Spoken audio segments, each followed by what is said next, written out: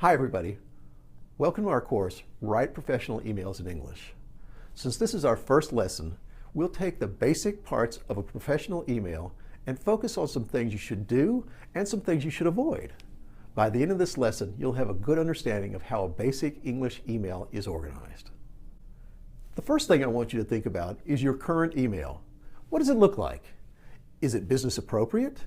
In other words, is this an email you can use when applying for a new job or making an important business contact? So, here's your first do. Make sure you have an email address that is professional looking. My personal one looks something like this, but I know it's not suitable for business communication, so I use my work email. You'll notice my first and last name in the email. I recommend that you have one similar to this. You don't have to include your full name, but something that readers can easily identify as you should be fine.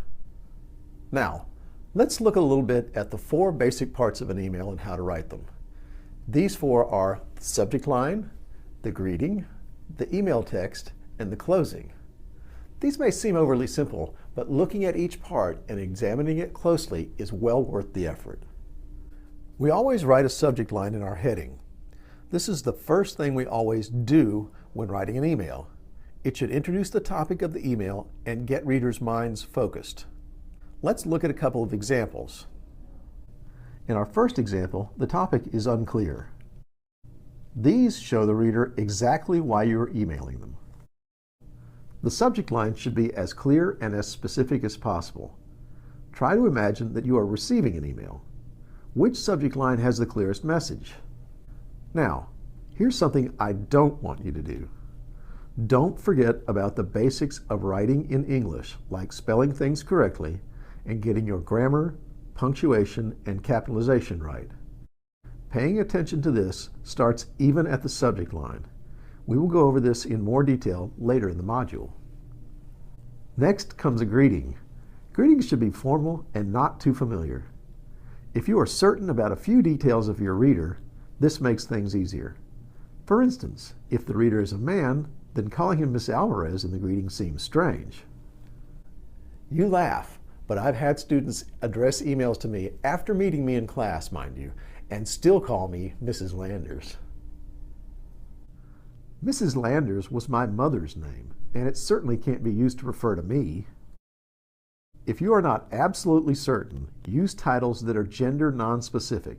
This means greeting them without referring to their gender. Look for a person's position at the company, university, or office if possible, and mention that in the greeting. For instance, Dear Professor Lee, or Dear Director Smith. If gender is the only information you have about the reader, then Dear Sir or Dear Madam will work. Some people use To Whom It May Concern. I've used this on letters of recommendation for students. You can also use it if you're addressing a company like FedEx, a bank, or an airline. If you're addressing a group, you could use greetings like these. Now let's turn to the email text, which is the third but largest part of your email because it includes the main message and all necessary details. Here's another don't. You aren't writing a book here. Avoid long emails altogether. You want the reader to read all of your text, so it should only include important information, essential details, but remain brief and to the point. If possible, keep the email text to 1 or 2 paragraphs, and no paragraph should be more than 3 or 4 sentences long. If you're asking your reader to do something for you, keep that to 1 or 2 requests. I tell my students this all the time. Another thing I want you to avoid is sounding like you are complaining or blaming your reader. This puts the reader on the defensive and makes them less likely to do what you're asking of them.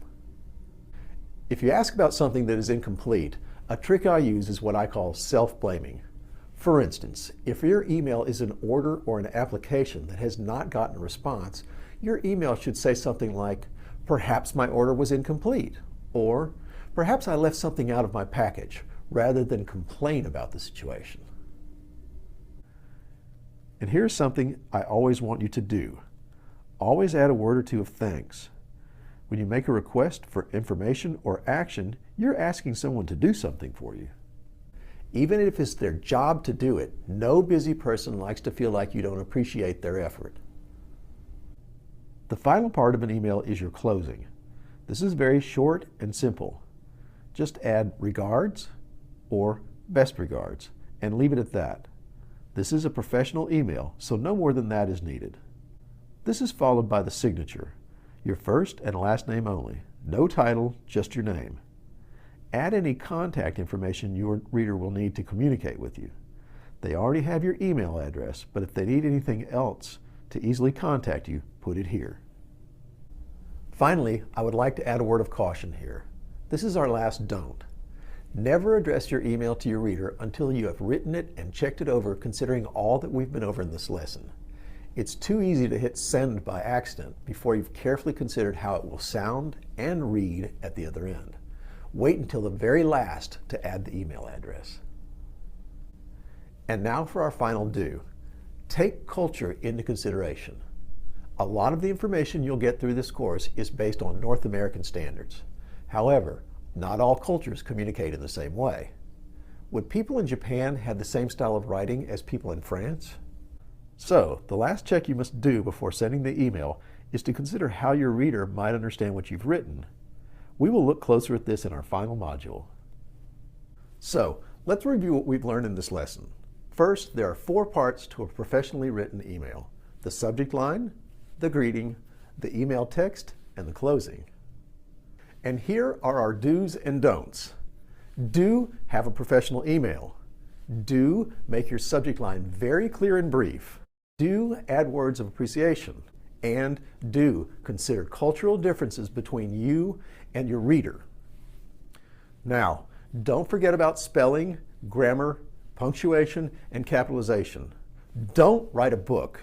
Email texts should be limited to 1 to 2 paragraphs and 2 requests. Don't complain or blame. Don't address the email until it is written and checked carefully for all the things we've learned in this lesson.